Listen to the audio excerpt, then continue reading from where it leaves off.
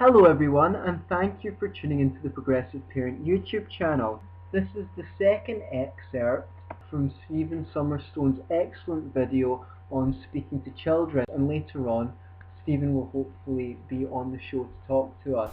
I want to move on now to my 8 super practical tips. Number 1, don't make a rule for both of you and then break it. One of these that kills me, that adults do, it kills me, is no yelling! The kid just immediately sees that that's really hypocritical. And so how is the kid going to follow what you say when you have a real kind of, don't step on the ice, don't step on the thin ice, or ooh, don't run down the stairs like that? How's the kid going to learn to trust you if you make these redonkulous rules and then you don't follow them? Another one is like, no candy. You cannot have candy after dinner. And then my dad would go eat ice cream. It was inconsistent. Sometimes it was okay. If it was ice cream, it was generally okay to have after dinner. But if it was a candy bar, no, I can't have Snickers candy bar. I can't have a Milky Way candy bar after dinner. This stuff really screwed with me. It led me to not trust my parents as much, and it was like a set of inconsistencies that skewed how I viewed the world. Number 2, don't yank them by the arm, especially when they're young and their bodies are still really forming. Don't pull them up by the arm. It'll dislocate their shoulder, and it'll really, really screw them up. And there's something that is really common. The underlying message there is that children have really frail bodies compared to ours. In some ways, they can bounce on some asphalt and just spring up and be bloody and cry a little bit, and then they're good, and then they're totally healed the next day. But in other ways, you can't slide tackle them on the soccer field. I've seen that. There was a staff students basketball game that I did not participate in recently at this international school I teach at, and the adults were just like, oh man, they were so skin revoltingly rough with the kids. You can't do that, especially when they're young, if you want the kid to be healthy. Lift them up like this, like here. Just lift them up that way. Number 3, you are a model to them. If you like when they are quiet, be quiet yourself. So kids are sponges. They suck this stuff up. If you have values in yourself, you can't impose them on the child, but you can practice them yourself. And kids love value. Kids love virtue. They soak that stuff up. That's the good stuff. That's what they want to learn. They don't want to experience trauma. They don't want to experience isolation and neglect and aggression. They don't want to experience those things. So if there's something you really like about yourself that you want to impart on your child, you can't just pound it into them. And you can't just repeat it over and over and over and over and hope that they soak it in. You can just practice it yourself.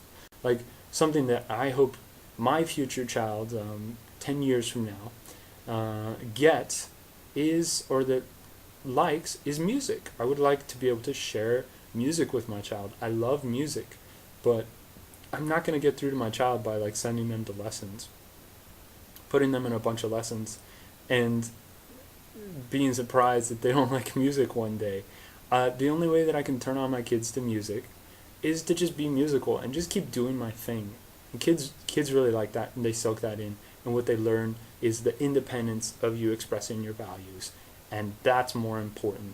Number 4, kids scream because it makes them feel outsized, like adults. So they love adults. Kids love adults. They think adults are fascinating. They scream because it makes them feel outsized. It makes them feel like the big adults that they see around. Also, they scream because they feel powerless. That's also another reason that they scream. They don't do it to annoy you. They scream as a means of communicating unmet needs. They feel powerless when they scream. Or they do it because it helps them feel big. And that in a way really is communicating that they feel powerless because their size is not being respected. So, screaming is not to annoy you. It's not to get in your head. It's not to bug you. So really keep that in mind when you're around a kid and they start screaming. They're trying to communicate something there. Number 5, hitting, scolding, shaming yelling, or any sort of aggression toward a kid is never, never, never, never, never, never, never, ever, ever, ever, ever, ever, ever, ever, ever, ever, ever, ever, ever. It's never okay. Don't do it. If you have that impulse to do it, check it, and then go talk to a therapist. Check it, go work in your journal. Check it, and talk to another adult.